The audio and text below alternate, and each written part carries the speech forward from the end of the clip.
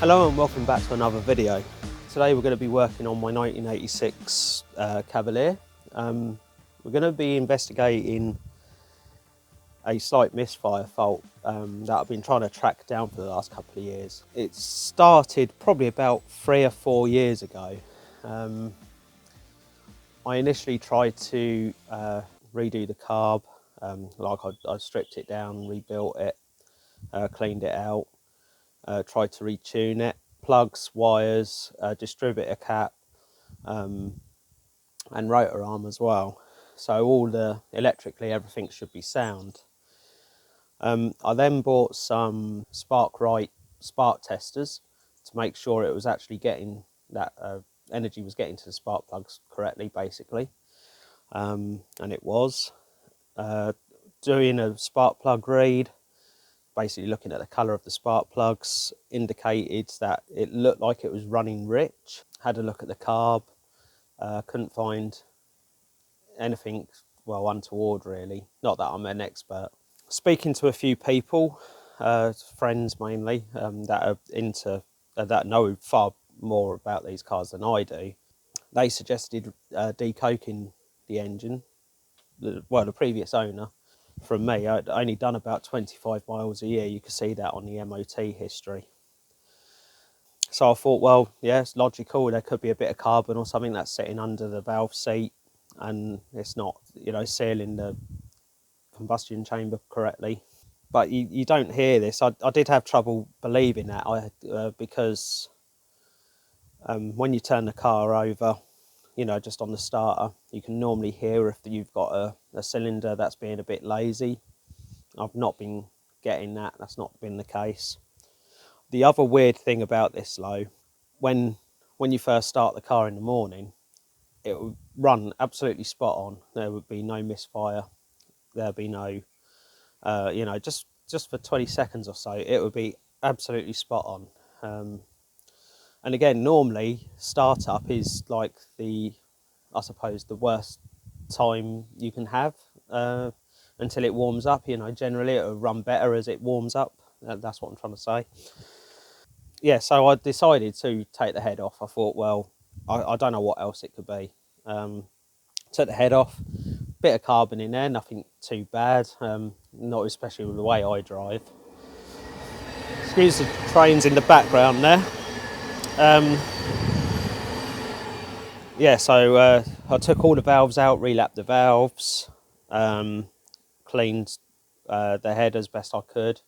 Everything was straight with a metal ruler. Might be able to insert a couple of pictures if you're interested. Rebuilt it, and yeah, still had the misfire. Great. This is where we are today. For full disclosure, this is our second time of having to record this because we had a bit of a sound failure on the last recording. So unfortunately, we already know what the problem is. So all of the raw kind of reactions from me is not going to be here, I'm afraid. So, well, I don't think so, not as much. So we're going to go and get set up now, and yeah, I don't think the sound of the missing is going to come through quite so well on camera. So I've got an idea for a visual indicator that we could probably use. So yeah, let's get set up. So I've set up this bit of a Heath Robinson bodge up setup, but I'm hoping to use this as a visual indicator of the missing that I've been talking about. What I'm using is an air fuel ratio gauge. Tuners usually use them for, well, mainly for making their cars that little bit more sporty, engine tuning, that sort of thing. So this is basically got a lambda sensor on it, or an O2 sensor as some of you may well call it. I prefer lambda sensor because that's what they are actually measuring. This is completely not the way to use it, but it works for me, and I've used this to try and tune the engine. So yeah, I've got the O2 sensor stuck up the exhaust.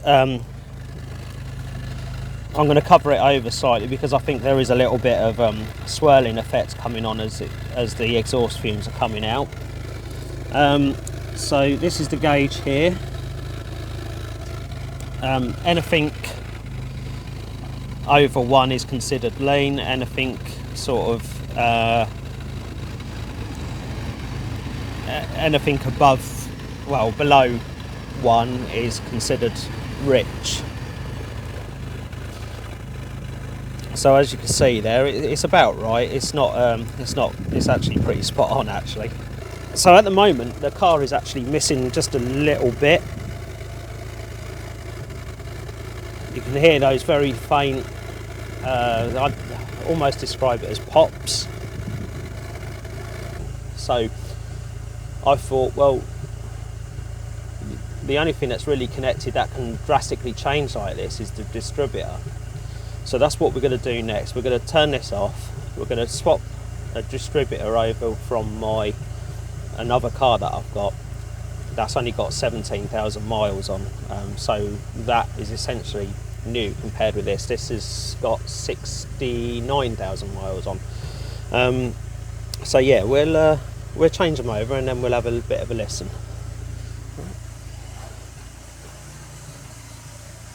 So to take the distributor off of one of these is really quite easy. So first of all, disconnect the Hall effect sensor, disconnect the vacuum line, and then obviously the distributor cap, because we're going to be using the same distributor cap, the same leads, the same rotor arm,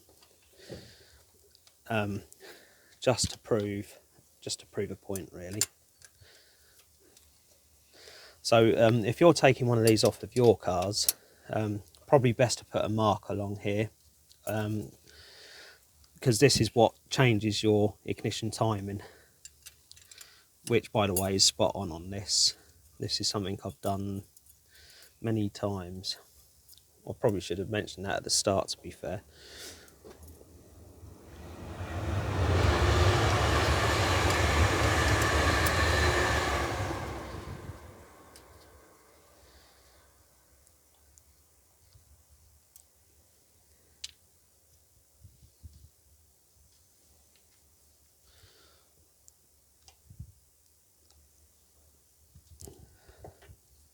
So I'll go and get the other one off.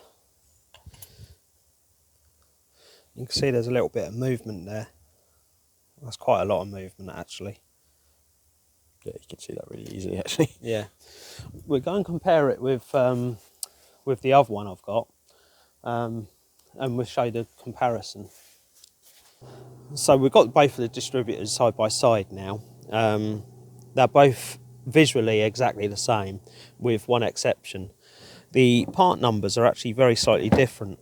This one, if I'm reading it correctly, is 0237 021 031. This one is the same again, so 0237 021 021, and it's at 021 and 031 on the ends that is the only difference.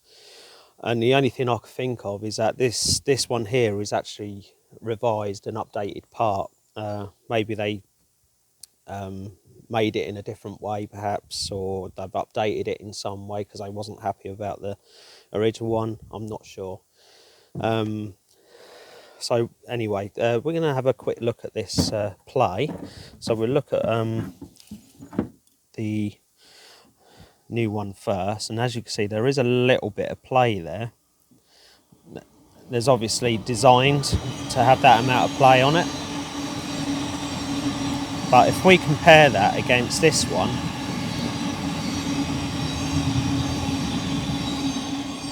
you can really see that this one is quite considerably more. It feels looser. This one still feels quite tight, and you can't feel it as you're turning the spindle there. You can't actually feel it like you can on this one. Not that there's loads in this one. And I think that's where our very slight misfires coming from. It's not anything electrical, it's actually mechanical, and it's this what's causing it.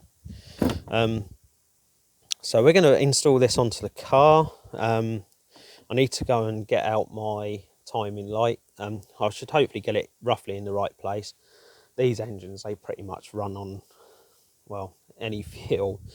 The carb can be badly set up. The distributor can be completely off, almost, well, relatively, and you can still get them to run. They'll run badly, but they'll run. Okay, so let's get this one fitted. Go for it. So first of all, we're just going to make sure that this ear, which locates into the end of the camshaft there, to line up. Which that's not quite lined up right, so we can still get the bolts in. And we could just turn the end here, and there we go, slips straight on. So I'm going to get that roughly about where I think is about right. I think round there. As I say, these cars are pretty good. They run when it's badly set up.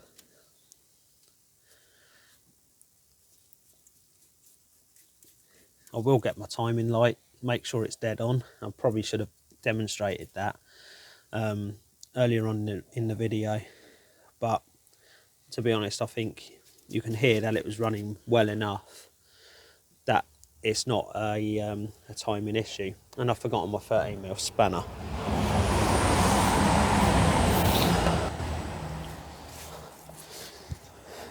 Don't you just find that when you're working on cars, you spend more time running around trying to find tools that you put down somewhere than you do any actual work?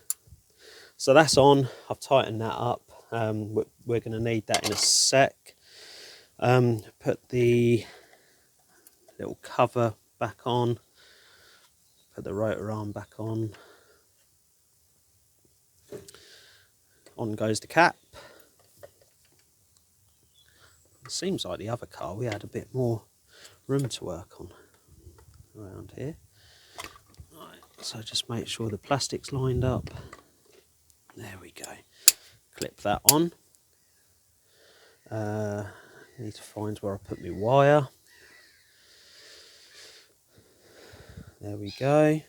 Now vacuum advance. Right, there we go. We're all set up. I'll go and give it a start. And we'll see how off I've got the timing.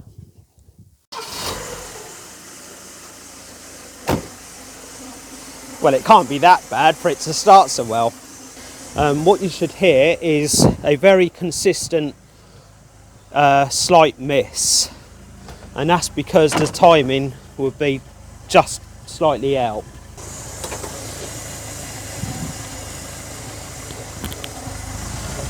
And that's ignition timing, by the way, guys.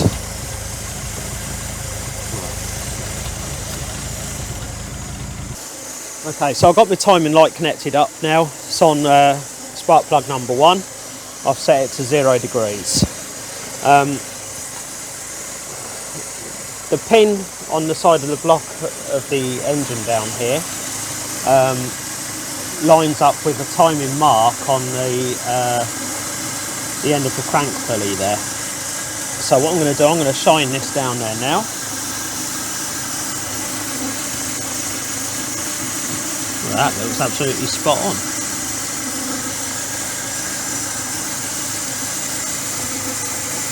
But it sounds not very good, does it?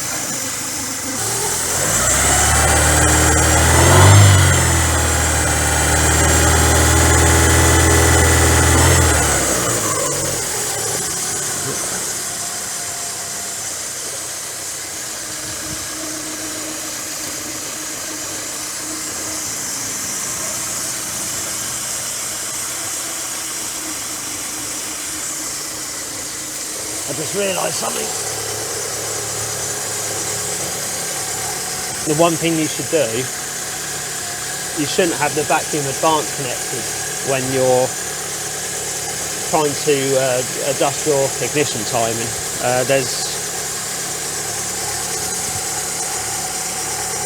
So that was a silly mistake on my part.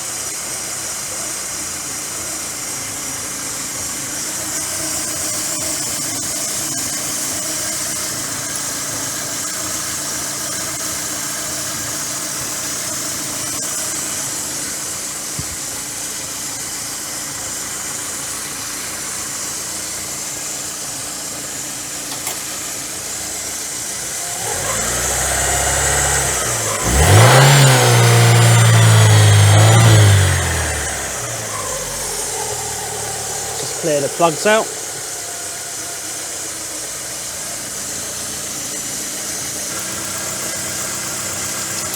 Got that just about spot on, I think, isn't it? Yeah. Right, okay. Cool.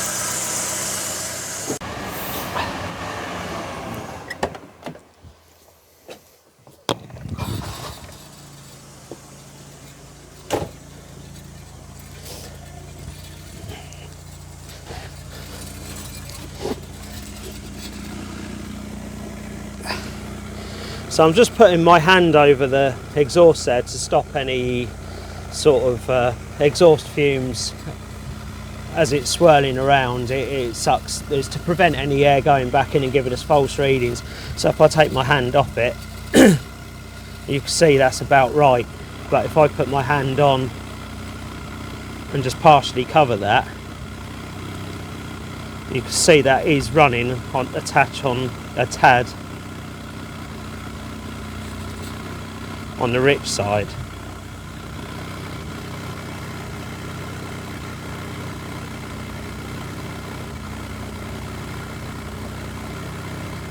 It's not that bad, though.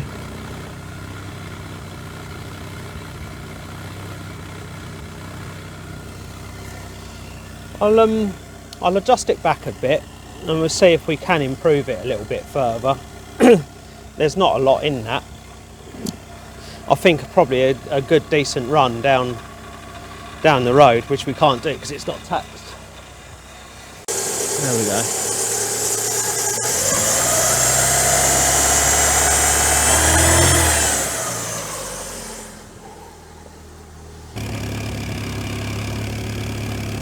.7 parts air to 1 part fuel. That's what that's measuring on the outer scale. Let's try leaning it out a little bit.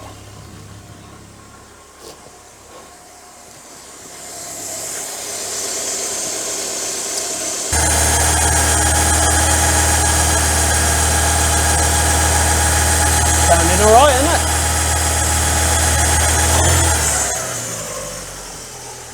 It's about right, I think, isn't it? Yeah, it's looking good. Let's take a plug out. We'll do the same one as we done before.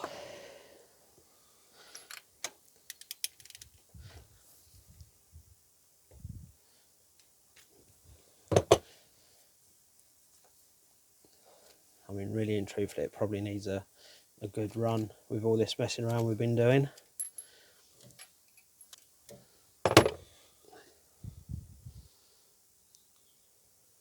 Yeah, I think really we need to. That's hot. I think really we need a good run to clear those plugs properly.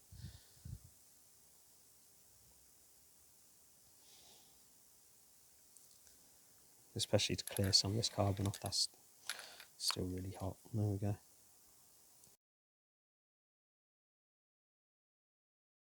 So we've just gone and checked some of the footage just to check the audio and see how it comes across. And unfortunately, the misfires you can't hear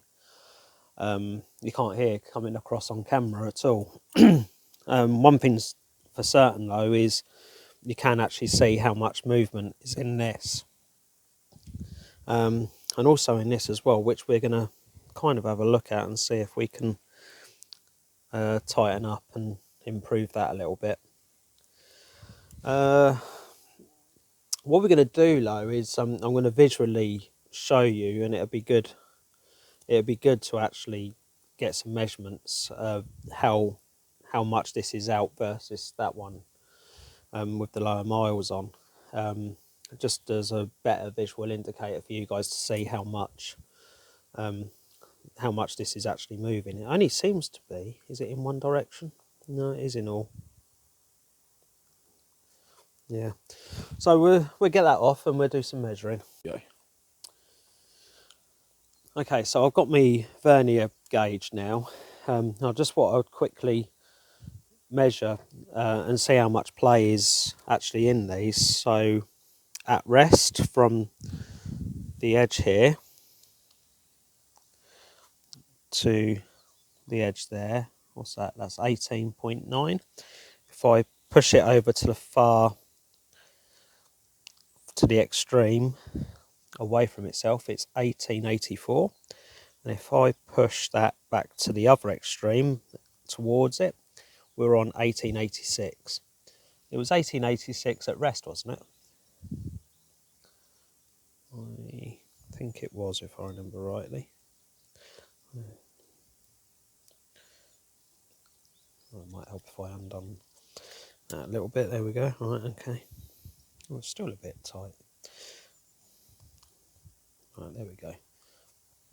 So, to the extreme, whoops, try and do this as accurately as we can. 1813, and then to the other extreme, 1865. So that's on the good one. So we'll check it roughly in the same place on the supposed bad one. At rest, we're on 1876. Push it towards itself, we're on, try and get this right. Might help if I didn't have, look at how, yeah, sorry, getting distracted. So 1920 on, so sorry, if I push it close to itself, this is a pain, single-handed. So if I push that against it, we're on 1839. And now to the extreme, we're on 1890. So let's double check that. 1864 at rest. Push it towards it.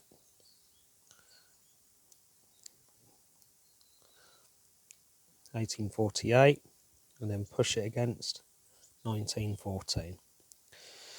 Yep. So I was just talking to Sam off camera there. With this being slightly loose like it is, and this also having more play in it than this one, it does bother me that this is loose and probably therefore making the problem even worse than what it seems. So I'm just going to see if I could take this end plate off here and see if we can actually tighten this up.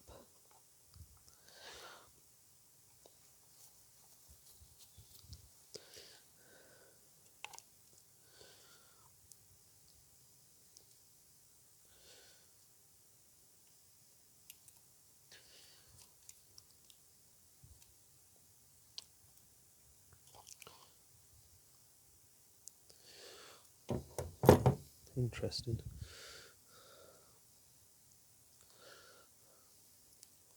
So we do have a bit of a bush there as a end bearing, although I don't think it's this end that's actually causing the problems. Yeah, I think this is going to require a bit more work. So we've got a little, similar to an internal spring clip here, and you can see the way that's sitting. So it's sat in a groove around here with two parts that are, with a clear section here. Hopefully it won't matter too much how that actually sits in the groove like that. I was just wondering if we can get this out. Of course it'll be easier to buy a new one of these, that's not me. I'll try and fix things as best I can, or at least make them worse in the process. I'm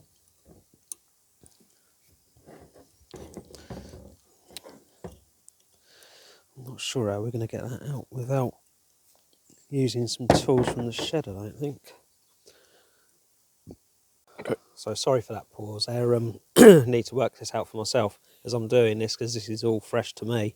So if you push down on this clip, you get a little bit of a gap where it sits in the groove there. So getting a small screwdriver allows you just to get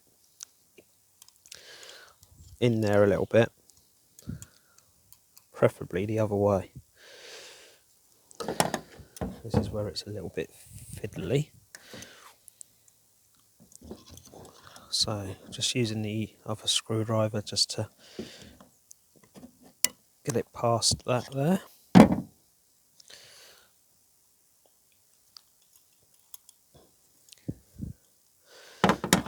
Started to come out. See if I can do the same on this side.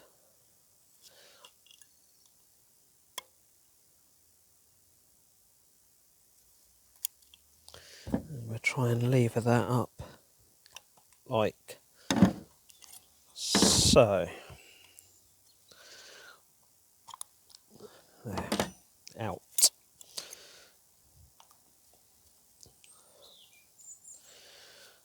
We'll take the vacuum advanced off. That's just simply 2 screws.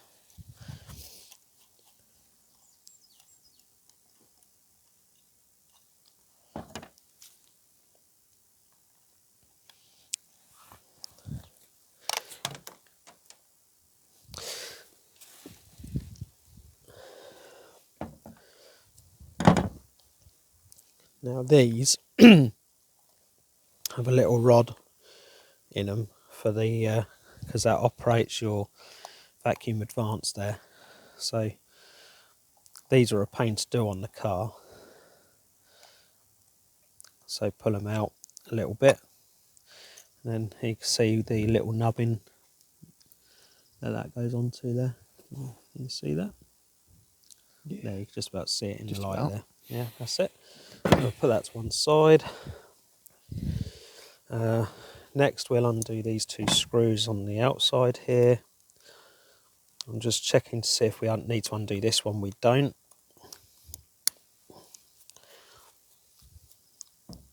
I think I'm already getting way carried away here. It wasn't the intention to do this on this video.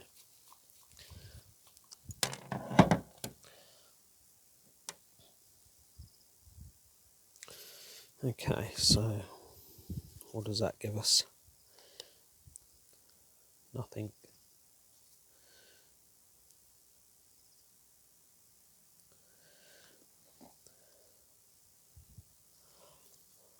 What I think we might have to do is punch that pin out there, out through to the other side, and then that will release this and be able to pull this whole thing out as a unit probably.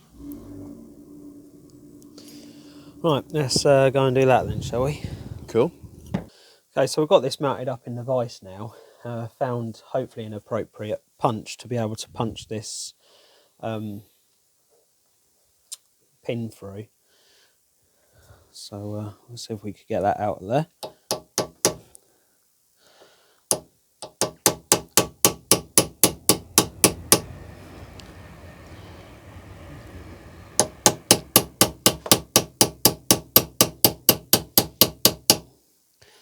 Right, that's got some of it through. There we go. Right, and if I just spin it round, not that there's anything to see on the top. Right, Cool. we'll leave that there just in case we need it. Right, so we need an appropriate size pin that will go through that. Right, so just got to try and grab the end of it. Just got to watch that it don't go through the centre of that pin, because it will start splaying it out a bit, and we don't really want that. It feels like it's doing that already.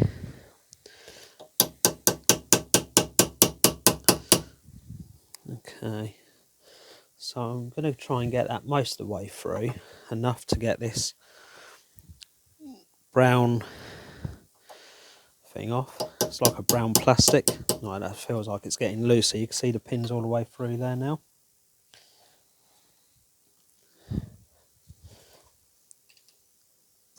There we go. Right. Just a plastic bit. Get this undone. Right. So we've got a bit of washer there by the looks of it.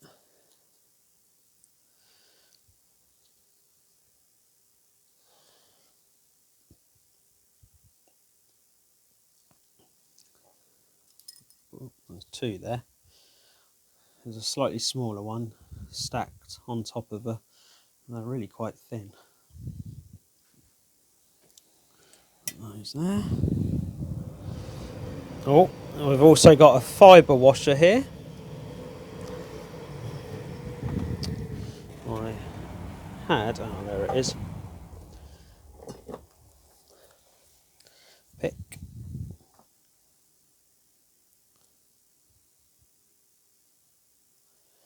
There we go. Fibre washer.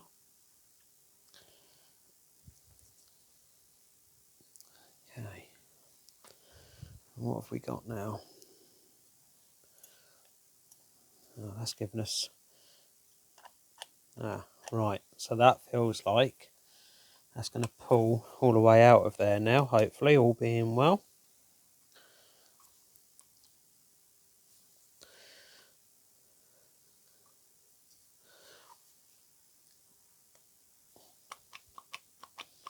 Something stopping it.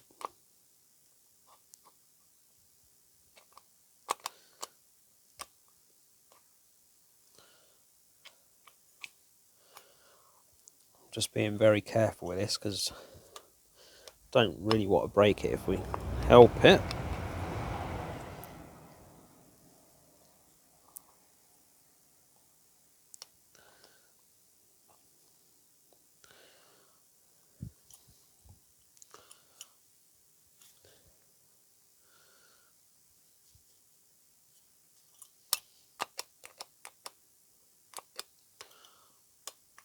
I wonder if I need to take that. I wonder if that plate there is hiding something from us.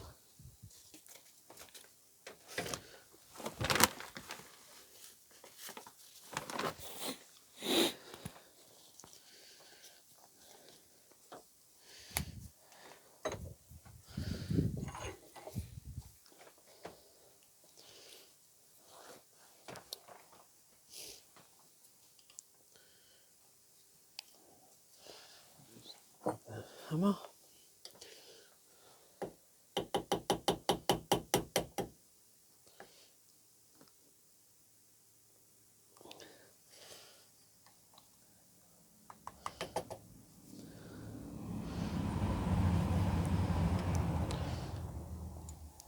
See, why would Vauxhall or GM put a plate in like this unless there's something underneath it?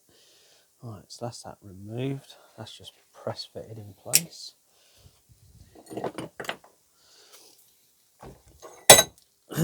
Let's see what that reveals.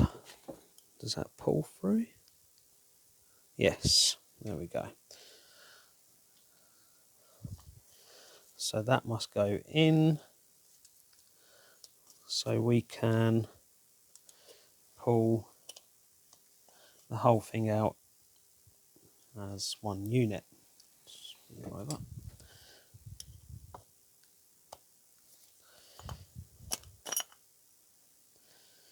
There we go. So we've got another washer in there that we need to be mindful of.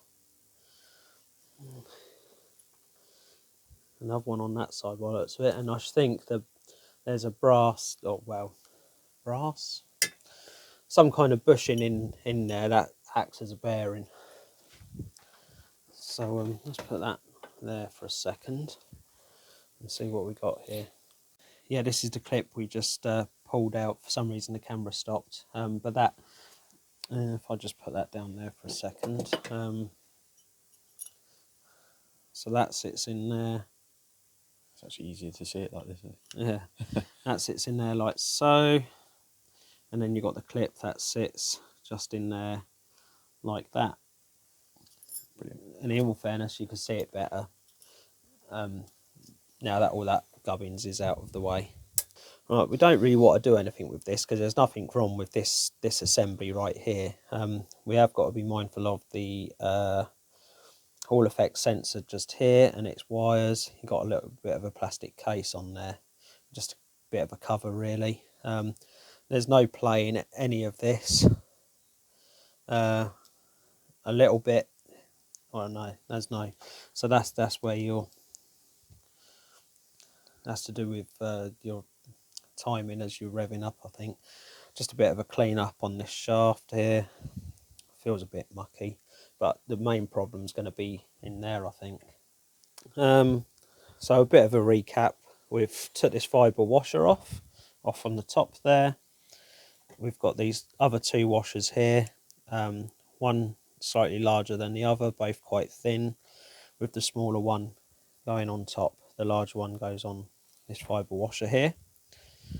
We've got another washer which is also quite thin here, which I can't pick out. Nice and oily, which is good to see. Is there another one on there? No, there's not. So that we sandwiched that the wrong way around. Give that a bit of a wipe over. And this is showing us the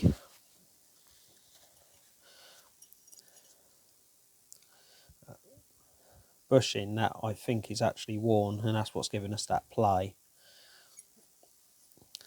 On the other side of here, we have another washer, and it looks like there's another fibre washer as well. So I'll just get that out. And sure enough, yeah, there's another fibre washer as we suspected. Sorry, you can't see a lot of this because it's quite difficult to get my own fat hands in there. Right, where's my pick gone? What have I done with that? Remember I cleaned my table the other day? Yeah, well, didn't last long. Let's try to do this with my fingers. Yeah, it looks like it's... This is the last thing to come out. There we go. I'll put that with that one, and yeah, there's nothing else in there apart from some dirt.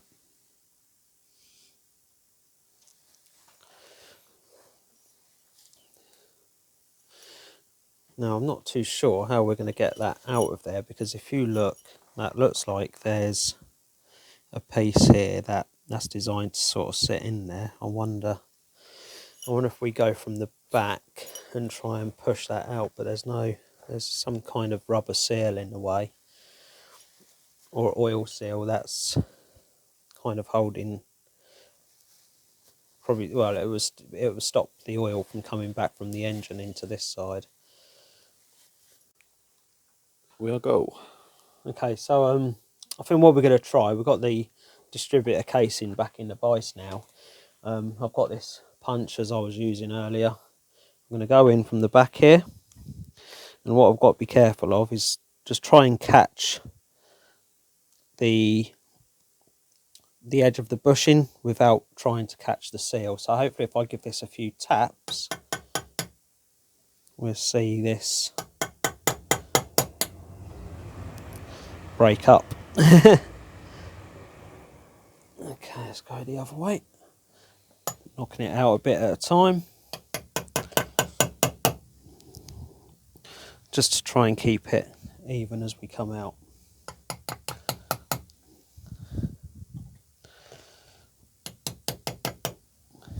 We must be getting quite close now.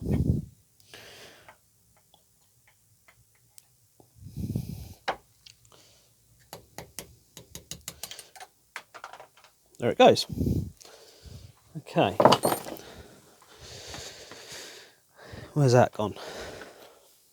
On the floor.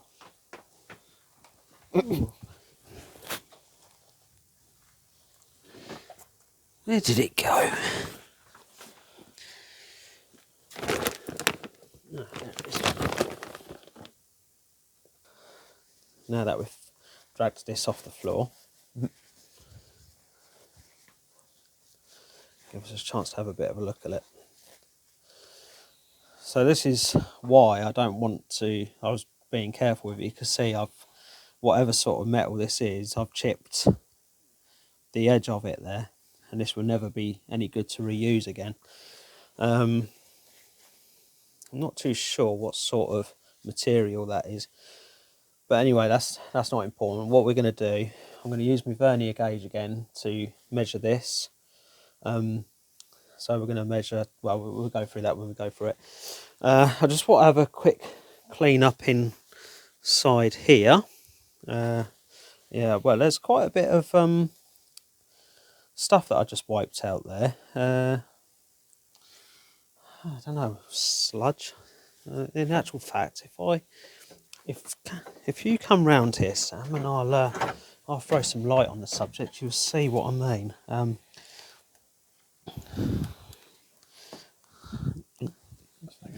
If you just look just there,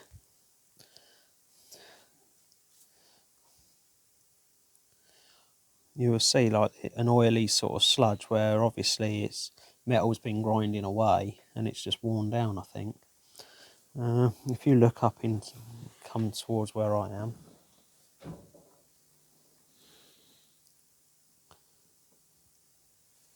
so if you give me the camera.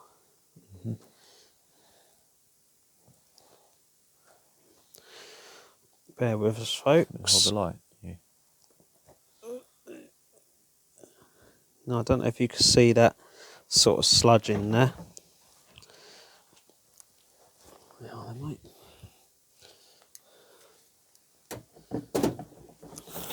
So I'll just wipe that out.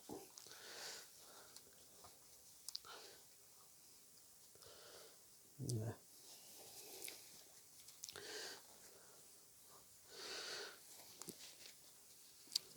The good news is I've not touched the oil seal in any way, so that's still perfectly usable.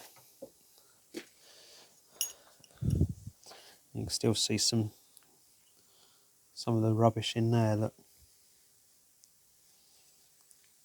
Okay. Right, I think that's as far as we could go with this today. So I'm going to have a go at measuring that up. Internal diameter, external diameter,